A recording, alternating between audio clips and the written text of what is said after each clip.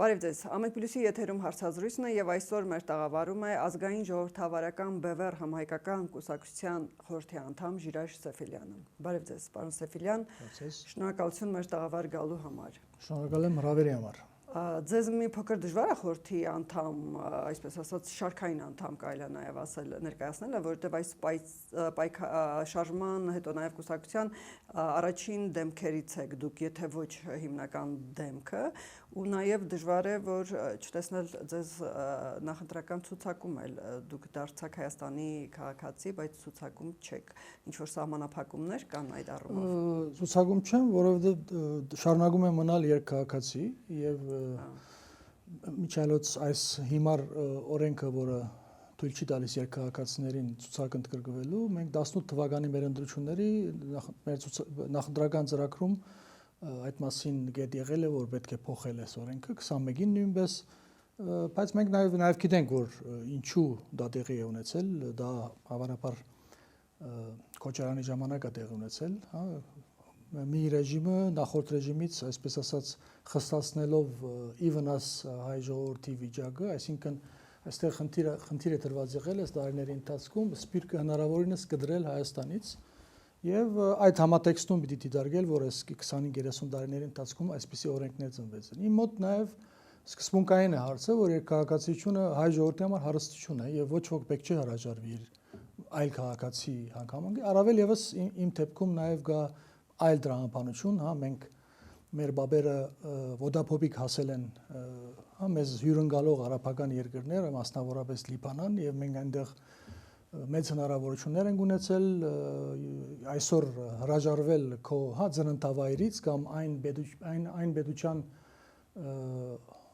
այն պետության քաղաքացիությունից, որը միայն օգտակար է դարձել հայ ժողովրդին։ Ուզում եմ ասել նաև այսպիսի առանձնահատկություններ կային մոտ, եթե ոչ ես շուտվանից կարող էի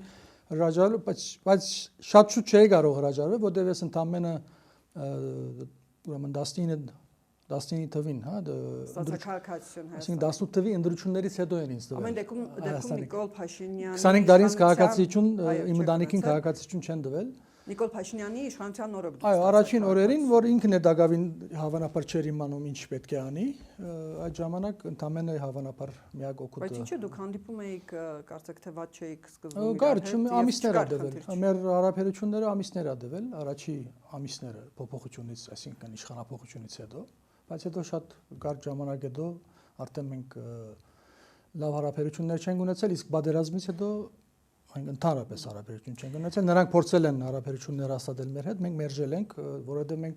իրենց բաղվածքը պատերազմի ընթացքին եւ անշուշտ մինչեւ այսօր համարել ենք դավաճանական։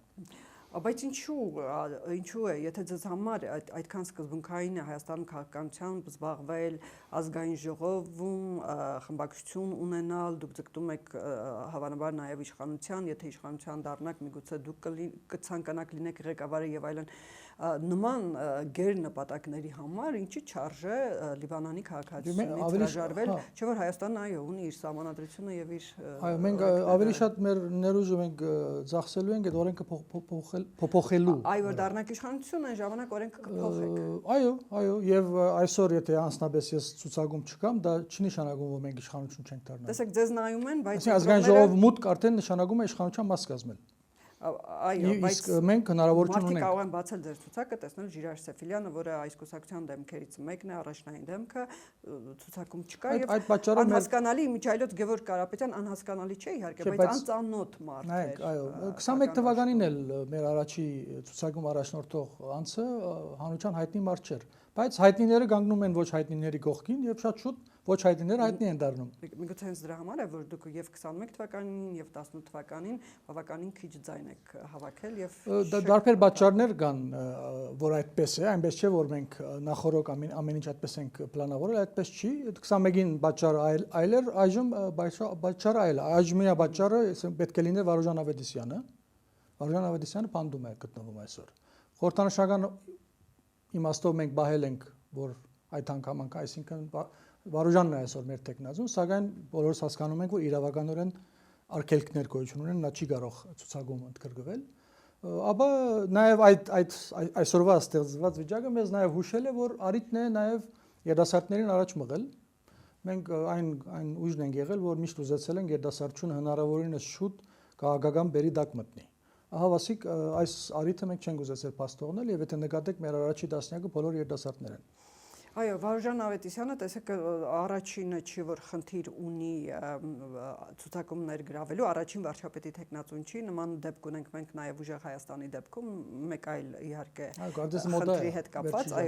այո, եւ դուք նույնպես այդ տենդենսով եք առաջնորդվում։ Լավ, ենթադրենք դուք իսկապես անցակ ազգային ժողով կամ անգամ իշխանության եկաք, ինչպես եք լուծելու Վարուժան Ավետիսյանի վարչապետ դառնալու հարցը։ Մեր ժողովրդի օգնությամբ մենք պիտի անցնենք ազգային ժողով եւ այստեղ ես ասենք եթե ավելի այսպես ասած հաստատակամ եմ խոսում կամ բնդում եմ որ մենք անցնելու ենք ազգային ժողով գլխավոր պատճառը ես կարող եմ բերել հետեւյալը սա միջայլոց ես ձեր հարցը չեմ մոռանում գլխավոր պատճառը այն է որ ի դարբերություն 21 թվականից հետո աշխարհակահաղական զարգացումները մեծ փոփոխություններ են տեղի ունեցել եւ մեր երկիրը գեղեցող համագարքը շատ թուլացել է։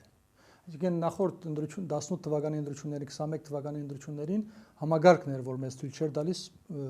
մուտք գործել ազգային ժողով այնպես չէր, որ մենք այդքան հենարան չունեինք մեր ժողովրդի մեջ, այդպես չէր։ Մենք բոլորս գիտենք ինչպիսի ծևերով իրենք խոչընդոտներ առաջացնում են եւ դու ես հայտնվում ազգային ժողովում։ Այս անգամ ես ունեմ գարձիկ, որ քանի որ համագարկը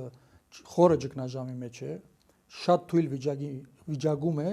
հավանականությունը շատ մեծ է, որ այս հնարավորությունը մեզ, որ վերջապես հայտնվենք ազգային ժողով։ Այսինքն սա երևույթ է լինելու այն իմաստով, որ մենք որպես քաղաքական ուժ կարելի է մեր ուժը գնահատել այսպես, որ արտահամագարկային ուժ, որը երկար տարիներ հալածվել է 20-25 տարի հալածանքի մեջ են եղել, համագարկը հալածել է մեզ, ահավասիկ համագարկը այսօր որ ճգնաժամի մեջ է եւ փլուզման շեմին է ես կասեի, որը ժամանակ կդվի, սակայն այս թուլացման ընթացքը, այս օրերը ես կարծում եմ որ մեզ շատ օգնելու է։ Հիմա վերադառնանք Վարուժանի, իմիջայլոց Վարուժանը ՊՊՑ գնդի գրավման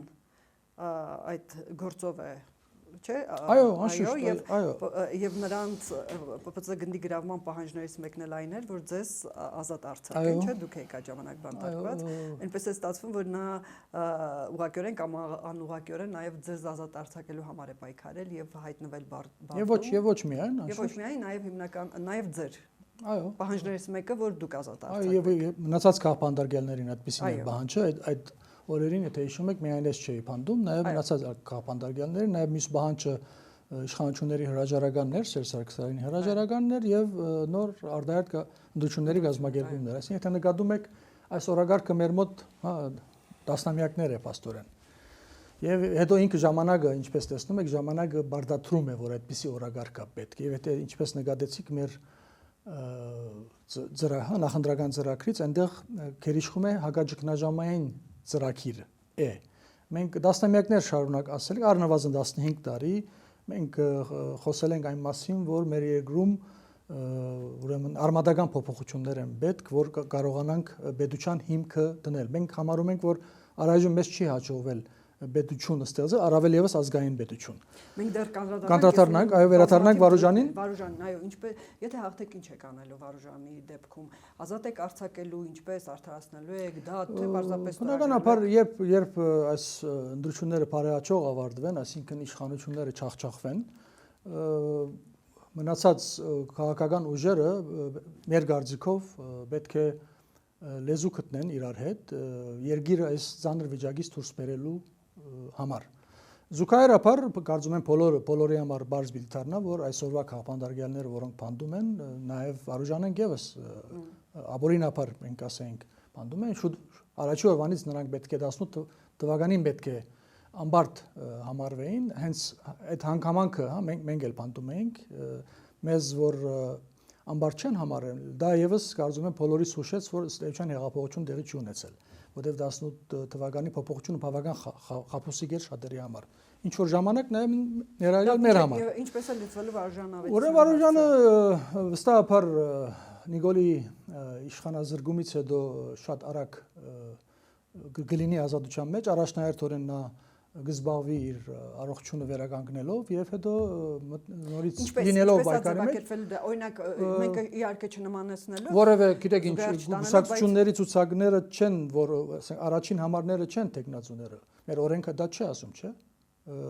այս սա վարչապետի տեխնացուների մրցակցություն չի, սա քաղաքական ուժերի մրցակցություն է։ Հարցը վարչապետի տեխնացուների այսինքն ազատվելու դեպքում ես ուղղակի ուզում եմ հիշեցնել ձեզ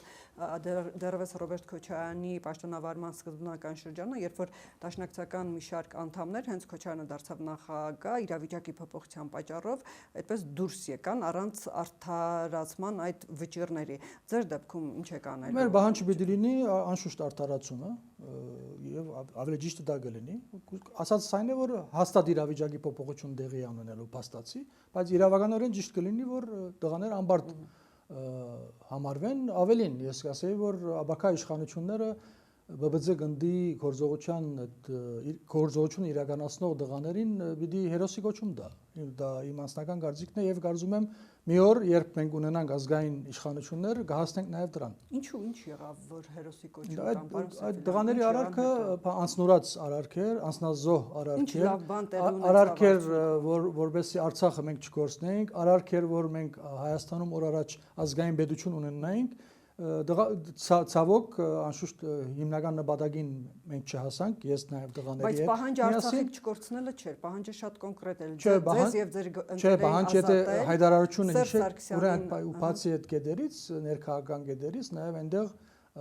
ուրեմն Արցախի հետ կապված ոչ մի զիջման պահանջ կար Եվ եթե հիշում եք այդ օրերի միջև դղաների Գիտեք նաև այդ դղաների զենքի վայր տնում իմ մոտ նաև գնում գալիս էին ինչ որ բանականացներ Սերժի կողմից, Կատողոսի կողմից թե ինչ խնդիրը ինչպես լուծենք նաև այդ ժամանակ եթե չեմ սխալվում դղաների միջև զենքը վայր տնելը նախ արդեն խոստացել էր որ Արցախի հետ կապված զիջումներ չի լինելու ես ուզում եմ հիշեցնել դեպքը երբ է կատարվել ուրեմն Կարորիա հայտնի պատերազմից հետո երբ Երևանը Ստեփանագերդին բարդացրում էր զիջումներ հիշում ենք եւ որի համար բարբերաբար Սերժ Սարգսյանը ֆիզիկապես հայտնվել էր Ստեփանագերդ այդ պահանջը բարդացրելու նպատակով իսկ այդ օրը որ գործողությունը տեղի ունեցավ ԲԲԶ-ի Սերժը գտնվում էր Ստեփանագերդում եւ հերթական անգամ ասելու որ պետք է այո հետո արդեն այդ հանդիպման մարամասությունները հրապարակվել են այսինքն բայց մենք որ գիտեինք այդ շաբաթներում Երևանը բարդացրում էր Ստեփանագերդին զիջումներ դա փաստ է Դա անշուշտ օրը ժամերը փոխանցակություն ամբողջությամբ տեղյակ չենք, բայց տեղյակ ենք ինչպիսի գործընթաց է տեղի ունենում։ Եվ դղաների անցնորած գործողության շնորհիվ այնինչ մենք ստացանք 20 թվականին 4 տարի մենք կարողացանք հետաձգել։ Այսինքն հայ ժողովուրդը 4 տարի ժամանակ ուներ, որ 20 թվականը կանխեր։ Ես մեկ այլ բան եմ Ցավոք Ես մեկ այլ վարկածը ասեմ այն ժամանակ երբ որ սկսեց շրջանառվել իհարկե առաջին վարկածը ՊՊՑ գնդի գրավման այն էր որ իսկապես փորձում է կանխել Արցախում որոշակի զիջումների գնալ Արցախի հարցում բայց զուգահեռաբար եւ շատ դանդաղորեն եւ տիրապետող էլ դարձավ կասկածներից մեկը որ հակառակը Սերժ Սարգսյանը փորձում էր լուծման գնալ իհարկե զիջումների որոշակի գնով բայց Դուք իհարկե կհերկեք, բայց այո, դուք ենթադրում եք, այո, այդ մեղադրանքը ձեր նկատմամբ բազմիցս Սերժ Սարգսյանը ոչ, հա մոտավորապես ոչ Սերժ Սարգսյանը, հակառակը դրսից պարտադրանք եղավ այդպիսով, որ Սերժ Սարգսյանը չկարողանա լուծել այդ հարցը, Արցախի հարցը եւ իսկապես չկարողացավ։ Ուրեմն գիտեք ինչ, արարքը կատարվելուց հետո դարբեր աշխարհակահաղական կենտրոններ այդ կատարվածը կօգտագործեն իշահ իրենց հատկապես որ անմիջապես ՊՊՑ գնդի հարցի այդ լուծումից հետո Կարեն Կարապետյանը նշանակվեց սեպտեմբերին անմիջապես ես լինելով այդ ամեն ինչի մեջ ես վկայություն եմ տալիս ցեզ որ 1920 թվականի փետրվար 1921 թվականի փետրվար 18-ի ապստամբությունից հետո Հայաստանում երկրորդ ապստամբության փորձն էր սա այսինքն հայկական կողմի նախաձեռնություն էր սա եւ կարծում եմ որ այս մեր ինքնուրույնությունը բավական մեծ հարկանքի արժանացավ աշխարհակահաղական դարբեր կողմից նույնիսկ տշնամական կենտրոնների կողմից որտեղ նրանք հանգարց զարմացան ասեցին հայ ժողովուրդը կարծես թե բան կենթանության նշույլներ է ցույց տալիս որտեղ իրենց հաշվով հայ ժողովրդի մեջ ինքնիշխանություն արդեն բացակայում է ԲԲԶ գնդի ազատագրման փորձի ապստամբության փորձի արարքով ես կարծում եմ, որ մենք աշխարհին հիշեցուցինք, որ մենք ինքնիշխանության բաղադրիչ ունենք եւ այսօր էլ ունենք եւ այսօր էլ առաջիկա փոփոխությունների կարևորագույն հանգամանքներից մեկը, որ մեր ուժը պետք է հայտնվի ազգային ժողով, հենց այդ ինքնիշխանության բաղադրիչին դեր կանգնելն է, որովհետեւ առանց ինքնիշխանության բաղադրիչի պետության հիմք դնել հնարավոր չէ։ Ես չէի իհարկե ուզում այդքան շատ ծավալվել ՊՊՑ գնդին, բայց ամեն դեպքում լավ եղավ որ անդրադարձանք, բայց եկանք ձեր ծրագրային դրույթներին։ Տեսեք, դուք անմիջապես այն բավականին թեթև ծրագիր է, շատ լավ ընկալելի, բայց նաև պետք է որ որոշ դրույթներ դուք ավելի մանրամասնել, որպեսզի մենք հասկանանք։ Հենց նախաբանում դուք գրում եք, օրինակ, Հայաստանի Հանրապետությունը 1918-2021 թվականի, այսինքն առաջին հանրապետության իրավահաջորդն է եւ ոչ թե 1991 թվականին ձևավորված հետխորհրդային նորաստեղծ պետություն։ Հայտնի է, որ առաջին հանրապետությունը շատ կարճ է գոյատևել եւ բավական մեծ տարածք է ավելի ունեցել, քան ներկա մեր քարտեզն է։ Ինչ է սա ենթադրում, պարոն Սեֆելյան, եւ ինչին եք դուք ձգտում։ Ուրեմն սխալը սկսվել է, ասում եք Արցախը նաեւ ներառյալ Սխալը սկսել է 91 թվականից եւ 91 թվականին ովքեր եղել են այս սերունդից ես մոդիկից չեմ հետևել, որովհետեւ ավելի շատ զբաղված եմ եղել պաշտպանական գործերով, ասենք քաղաքական գործընթացներին այդքան մոդիկից չեմ հետևել, բայց հիշում եմ 90-91 թվական ինչպիսի քննարկումներ էր տեղի ունենում ազգային խորհրդում, հա, այդ ժամանակ այդպես էր կոչվում, չէ՞։ Ազգային ժողով։ Գերագույն խորհուրդ։ Գերագույն խորհուրդ, այո, առաջինը Գերագույն խորհրդում, որը կարելի ասել ամենահաջող գազմն էր ազգային ժողովների։ Քննարկումներ էին գնում նաև այս համատեքստով, ցավոք շատ քչերն էին այդ ժամանակ փորձում այս միտքը առաջ տանել, այսինքն որ Հայաստանը հռչակվի իրավահաջորդը առաջին հանրապետության։ Մասամբ հռչակագիրը որ գծել ենք, ընդունված հռչակագիրը որ գծվել է մեր սահմանադրությանը, դրա մեջ շատ փոքրիկ բաղադրիչ կա, որ այսինքն ճանապարհ թողել ենք, չենք հրաժարվել, այդ է պատճառը, որ Ալիևները այսօր Փաշինյաններին բարդացնում են հռչակագրից վերացնի ներողություն, սահմանադրությունից վերացնի հռչակագիրը, որ գծված է։ Վերադառնանք գլխավոր խնդրին, որի պատճառով մենք, այսինքն, եթե 91 թվականից Հայաստանի Հանրապետությունը իրավահաջորդը հռչակվեր առաջի հանրապետության Արցախը ներառյալ, 91 թվականից սկսյալ մինչ այսօր Ադրբեջանը պիտի համարվեր աշխարհի առաջ, միջազգային հարթակներում պիտի համարվեր օկուպանտ։ Եվ մենք պիտի դառնանք ազատագրող։ Իսկ մեր Երևանի 91 թվականի խորհրդային տարիներից փլուզված սահմանները։ Ոչ, 91 թվականից սկսյալ բոլոր իշխանությունները այդ սխալ քաղաքականությունը վարելու պատճառով Ալիևները 20 թվականին հաջողեցան հարձակվել, զավթել մեր սեփականությունը եւ աշխարհը լուր մնաց, որովհետեւ Երևանը ինքը 91 թվականից հայտարարել է, որ այդ ամենը մերը չէ։ Իսկ այն դեպքում որ մերն է, առավել եւս որ մենք նաեւ իրավական այսպես միջազգային իրավական կատաստրից թղթեր ունենք, որ այդ ամենը մերն է։ Այս է ցավալին, որ ոչ մի իշխանություն չփորձեց ուղղել այդ սխալը եւ մենք վերջապես Ադրբեջանը արիթը բաց չթողելով 20 թվականին նրանք օգտագործելով աշխարհակաղակական զարգացումները հասան իրենց նպատակին։ Ուստի առաջի փոփոխություններից մեկը այժմ մենք որ կարևորում ենք այդ հանգամանքը, այսինքն աբակա իշխանությունները պետք է սխալը ուղղեն եւ հենց այդ սխալը ուղղվի այսօրվա Բաքուն, որը աշխարհի համար Արցախ իրենց ասելով Ղարաբաղ ազատագրող է, ազատագրողից կվերածվի օկուպանտի։ Եվ այդտեղ արդեն հայկական դիվանագիտության կորպուսի գործունեությունը շատ կհեշտանա այդ մեր սեփականությունը նորից մեզ վերադարձնելու։ Այդտեղ մենակ Արցախի վերաբերյալ չի ու Ադրբեջանի, այնտեղ նաև Թուրքիայի վերաբերյալ դուք կարծեք պահանջատիրություն եք ներկայացնում, գնահատական տալ, տարածքները նաև հարցը։ Մենք փոքր Հայաստանը Թուրքիայի 90 միլիոնանոց հզոր տնտեսություն ունենալ ավելի ուժեղ, մենք ինչպես կարող ենք։ Իհարկե դա շատ լավ երազանք է։ Նախ մի անգամից մենք ամեն ինչ չենք կարող,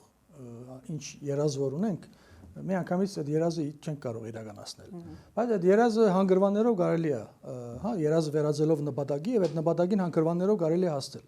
Առաջին հանգրվանը պետք է պետությունը ստեղծենք։ Մենք դակավին պետություն չունենք։ Առավել եւս 20 թվականի կատարվածից հետո մենք այսօր տապանցիկ այս սահմաններով մենք որևէ ժամանակ այնինչ արեցին 23 թվականին Արցախի գլխին, նույնը կարող են անել այսօրվա Հայաստանի մնացած Հայաստանի վրա ռազմականորեն։ Ամեն ինչ նախապատրաստված է, ադրբեջանական կողմը պատրաստ է, թուրքական կողմը պատրաստ է։ Այս ինչ եմ ուզում ասել։ Նախ եւ առաջ մենք պետություն դառնանք։ Պետություն դառնալու կարևոր հանգամանքներից մեկը նաև Արցախը ներառյալ այսօրվա սահմանները ներս պիտի լինի Հայաստանի Հանրապետության։ Դա կարևորագույն հանգամանքներից մեկն է։ Իսկ մնացած մեր սեփականության դեր կանգնելու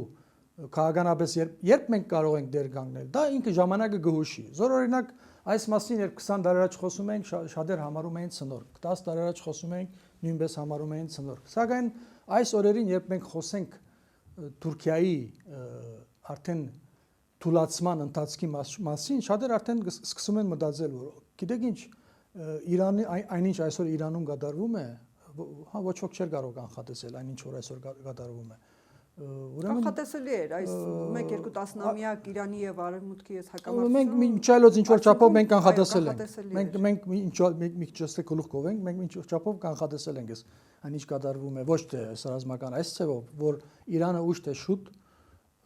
Միացյալ Նահանգների հետ լեզու է գտնելու։ Ավելին, ես ասում եմ, գործընկերներ են դառնալու տարածաշրջանում։ Ուստի այդ կատարվածից հետո թուրքական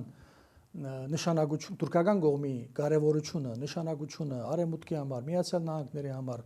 եւ Թուրքիա եւ Ադրբեջան անգում է ապրելու։ Եվ այժմ մենք այդ օրերն ենք ապրում։ Եվ վստահ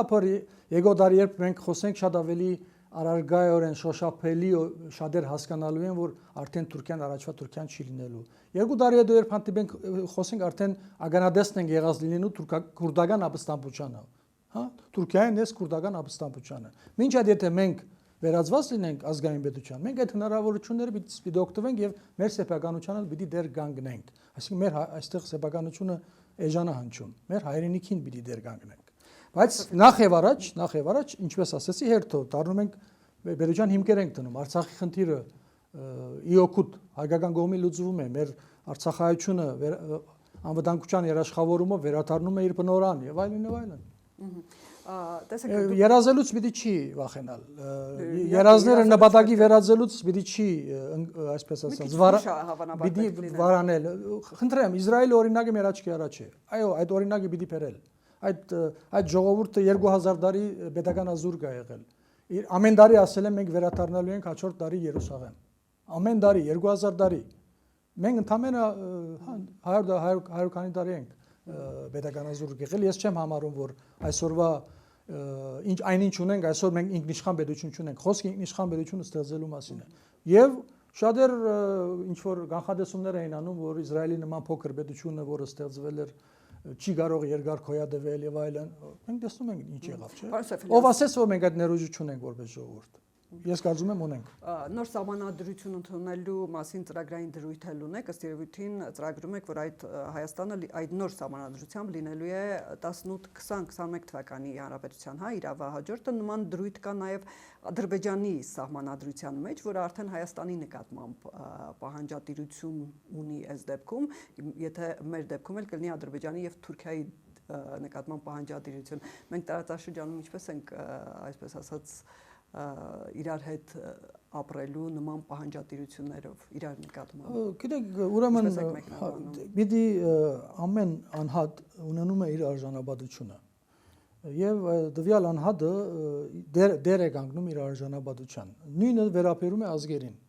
Այսինքն ազգերը նաև որպես գազམ་ակերպված պետությունը իր նաև առանցքում պիտի ունենա արժանապատվություն, ազգային արժանապատվություն հասկացողությունը։ Եթե ոչ մենք վերածվում ենք, չգիտեմ, խոդի կամ այլ բանի։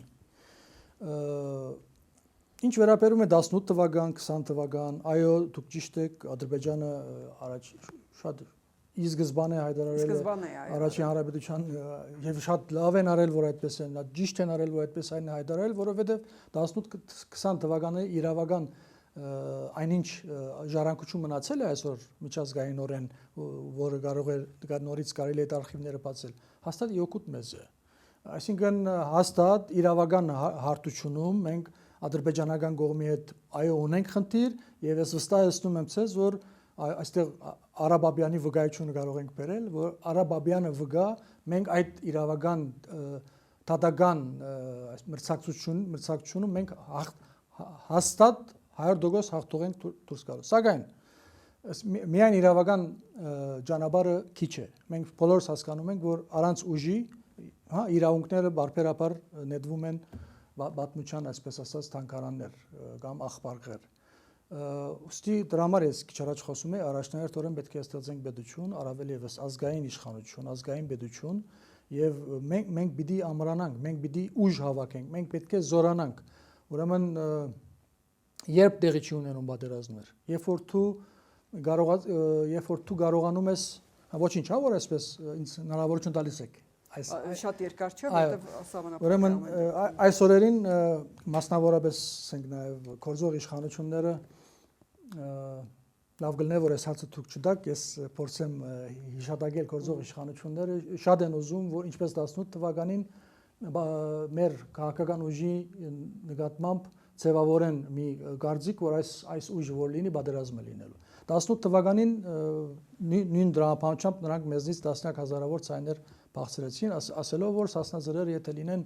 ազգային ժողովում պատերազմ է լինելու։ Մենք ասում ենք, եթե մենք լինենք, մենք պատերազմը կանխելու ենք։ Հակառակ մեզ չլսեց մեր ժողովուրդը եւ մենք 20 թիվը ստացանք։ Այժմ մենք ասում ենք, մենք եթե չլինենք առաջիկա ազգային ժողովում, պատերազմի հավանականությունը շատ մեծ է։ Երբ է տեղի ունենում պատերազմները։ Ես փորձեմ թվարկել մի քանիսը։ Շատ կարճ բարձր։ 3-4 կետ գներեք։ Ուրեմն առաջնահերթորեն երբ դվյալ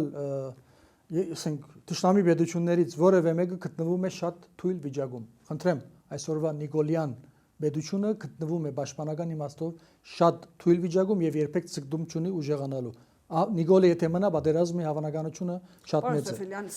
Եվ այսպես կարող եմ ես երկար խոսել։ Այո, այսինքն պատերազմի գուսակցությունը Նիկոլ Փաշինյանն է։ Ձեր ծրագրում կա նաև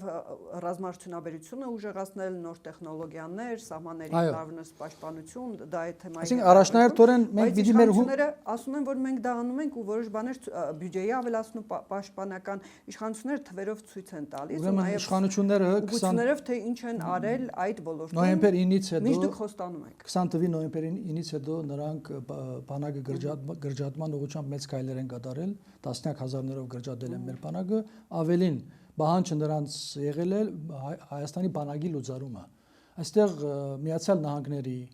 Ֆրանսիայի, Իրանի միջամտության շնորհիվ, Հնդկաստանի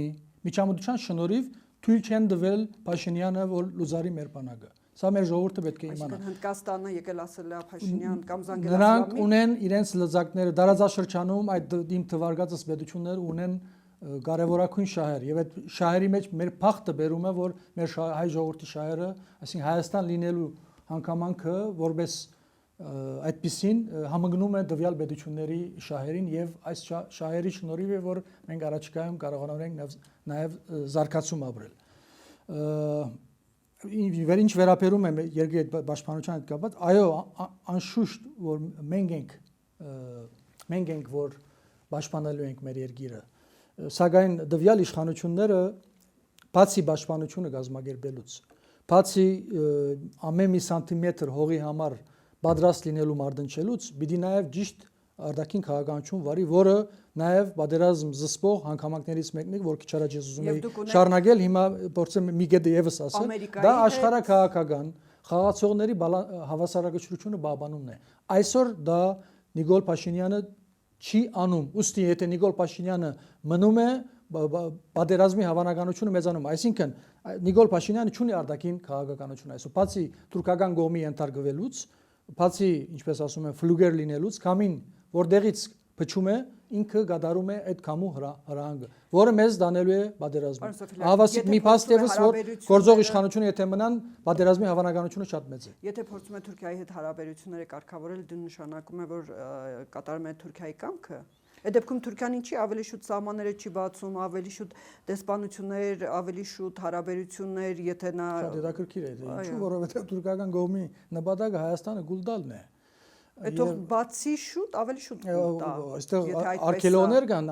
ամենին ես ինչպես որ քիչ առաջ ասեցի, որ Փաշինյանին չի հաջողվեց, Հնդկաստանը, Չինաստանը չի հաջողվեց լուծարել բանակը, աշխարհակական միջամտություն կա։ Այսօր նաև այդ հարցի ուղղությամբ եւս միջամտություն կա։ Վերադառնալով Փաշինյանի այսպես ասած գաբիգությունները, որ փորձում է վերջերս անել, ես մասնավորապես նկատի ունեմ մայիս 28-ի, զորահանտես են փորձում, Պացիֆիստները, Միչայելոց գլխավոր պատճառներից մեկը երբ կարող է տեղի ունենալ պատերազմ, երբ որևէ երկրում հայտնվեն պացիֆիստների խումբ։ Այսօր Փաշինյանը եւ իր խումբը ընդգծված պացիֆիստներ են։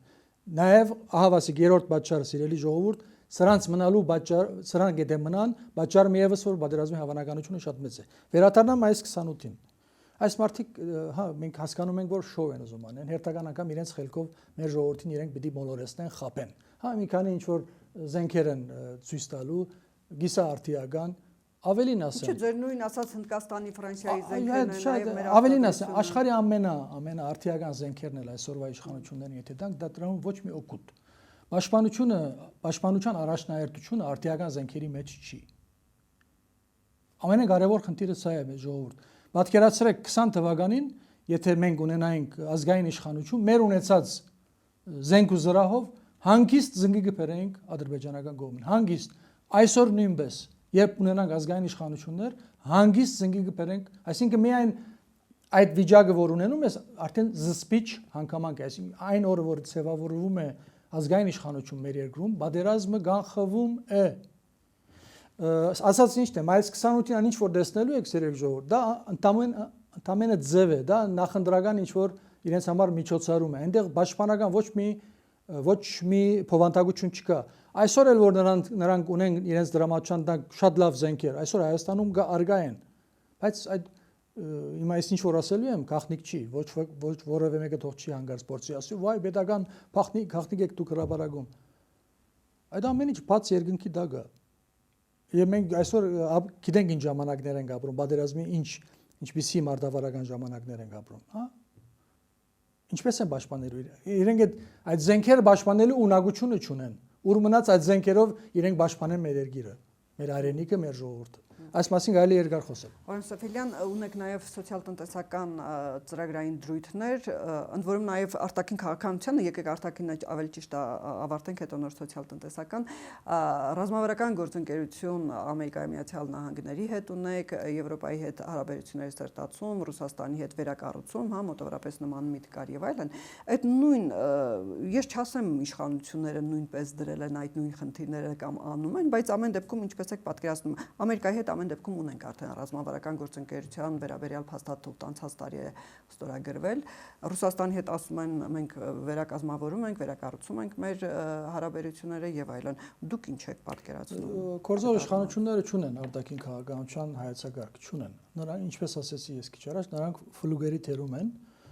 կամին որտեղից ավելի ուժեղ է փչում,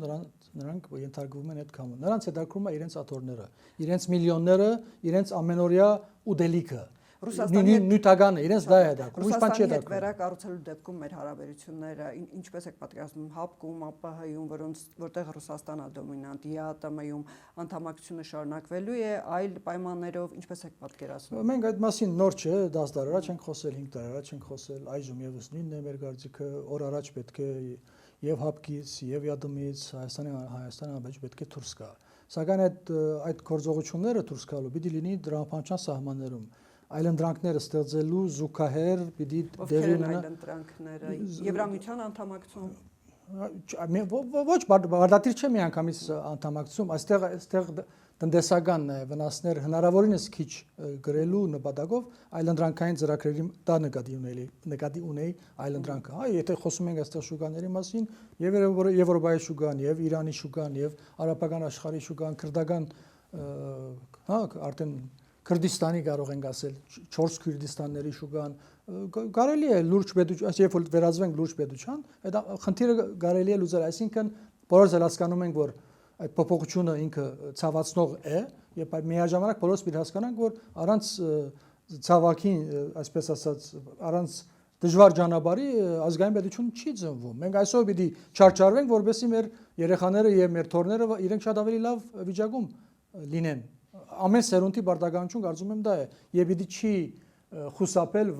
եկեք հանգարց նոր խնդիրներ չստեղծենք ոչ ինչքան շատ այսօր մեր սերունդը լուծի խնդիրներ եւ քիչ խնդիրներ թողնի հաջորդ սերունդին, այնքան ճիշտ կլինի նաև ռազմավարական իմաստով։ Թրիփի մասին ինչպես եք պատկերացնում, երբ որ բավականին շատ կարևորեցիք Իրանի գործոնը։ Թրիփի հետ կապված մեր քաղաքական տեսակետը այստեղ հստակ է, ես նաև կավելացնեմ իմ անձնական տեսակետը։ Քաղաքական տեսակետը մեր այն է, որ Հայաստանը որևէ տարածք միջանցք հասկացողություն մեր տարածքով դա մեր համար ընդունելի չի։ Սա միջանցք է, թրիփը միջանցք է։ Երևի այնինչ ներկայացնում են շատ ավելի նման է միջանցքի։ Միջանցքն է։ Այժմ Միացյալ Նահանգները ասում է ես ուզում կդրամատրեմ այդ միջանցքը։ Հավանաբար այս առայժմ հստակ չի։ Նման հայտարարություն չի։ Չէ, ես գնահատական եմ տալիս Միացյալ Նահանգների գործունեությանը, գնահատական եմ տալիս։ Ուրեմն այնինչ իրենք հայտարարել են, ինչ փաստաթուղթ որ հայտարարեցին կոնկրետ մեղրի հետ կապված, դա մեր համար ընդունելի չի, ասեցի նաև ինչ պատճառով։ Սակայն իմ կարծիքը անձնապես հետևյալն է. այնինչ կատարվեց օգոստոս 8-ին, դա նախորդող ամիսների թուրքական կողմի ռազմական էքսպանսիայի մտադրությունը որ գար, որը կանխվեց Միացյալ Նահանգների կողմից, դրա հետևանքն է։ Իսկ Միացյալ Նահանգները զսպելով թուրքական կողմին, նաև խորհրդանշականորեն մեղրիում հայտնվելով, հա, առայժմ փաստաթղթերով, նրանք ասեցին ոչ ոքի է սա, այս ոչ ոքի թույլ չեմ տալու Սյունիքի դրոհումը, թույլ չեմ տալու, որովհետև մենք եթե հիշենք անցյալ տարվա հունվար-փետրվար մարտ ամիսներին եւ անցյալ դարվա վերջ անիշի մասին հիմա ես խոսում եմ, Ռուբիոն հայտարարեց, որ այդ վտանգը կար եւ իրենք են կանխել։ Ավելի շատ ես կասեի ավելի շատ ադրբեջանական տրիպը ինչպես եթե թուրքական ասելով նկատի ունեք ադրբեջանական այո բայց միշտ համացանապար ա եղել ինչպես 20 թվի հadoop այսպես ասած պայմանավորված պատերազմը տեղի է ունեցել համացանապար այժմ եւս իրենք պատրաստվում են դա անել ավելի շատ ես տրիպը գնահատում եմ անվտանգային այժմ իմ գնահատականը անվտանգային նպատակով արված գործողություն է, որը իօգուտ մեզ է, իօգուտ Սյունիքի է, իօգուտ հայ ժողովրդի։ Պարոն Սեֆելյան, ամեն դեպքում ընտրարշավ է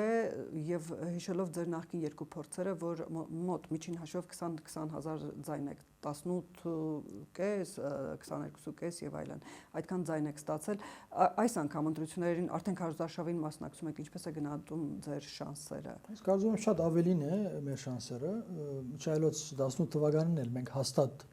մուտք գործելու բան ունեինք, ցայներ ունենք, ինչ-ինչ ծևերով այդ ամենը չեզոքացվեց, այդ մասին եւս առաջիկա օրերին ես փակագծեր եմ բացելու։ Այժմ ինչ փակագծեր։ Թե ինչպես 18 թվին հաջողվեց իշխանություններին մեզ թույլ չտալ մուտք գործել ազգային ժողով։ Ինչ վերաբերում է 21-ի եւ 18-ի 10 տարիներ անցել են։ 21 թվականից հետո Արցախի գորուստի փաստը կա։ Անշուշտ մենք համոզված ենք ժամանակավոր գորուստի եւ այնինչ մենք խոսել ենք տարիներ շարունակ թե ինչեր կարող է լինել եւ այդ ամեն երբ կդարվեց, հա Արցախի գորուստի մասին մենք խոսում ենք 10 տարի առաջ խոսում էինք 8 տարի առաջ խոսում էինք եւ այդ ամեն ինչը կդարվեց, հա հիշում եք Պերսորյան հայտնի դեպքերը, հա մենք գնում ենք Արցախի մեր հայրենակիցներին զգուշացնելու ինչեր է սպասում Արցախին։ Բայց այն ժամանակ Հայաստանում այլ իշխանություն էր։ Կապ չունի, հա, մեկը մյուսին փոխանցելով հասել ենք այսօրը։ Այդ վտանգը մենք կանխատեսել ենք։ Կուզեմ ասել հետեւյալը, որ 23 թվականից հետո մեր ժողովրդի քաղաքանաբես գիտագից շերտի մոտ զգալի գիտագից շերտը մենք գնահատում ենք մոտ 17-ից 20%։ Այդ 20%-ի այդ շերտի զգալի մասը ես կարծում եմ որ մեզ հասկացել է մեզ մնում է Երևալ նայեցեք շատ բարձ բան եմ ասում մեզ մնում է այնքան լավ կորձել այս մի քանի շաբաթը որ այդ մարդիկ իմանան որ բևերը մասնակցում են այս մարդիկ մասնակցում են Վարուժան Ավետիսյանը փանդում է ազատության մեջ չի այսօր ժողովրդի բացարձակ մեծամասնություն դակավին դեղյակ չի որ դղաները փանդում են պատկերացնում եք Սասնազրերը բանդում են, ժողովրդի մեծ մասը դեղյակ չի։ Այս փաստը միայն իմանան։ Միայն այն իմանա, որ մենք ուզում ենք մենք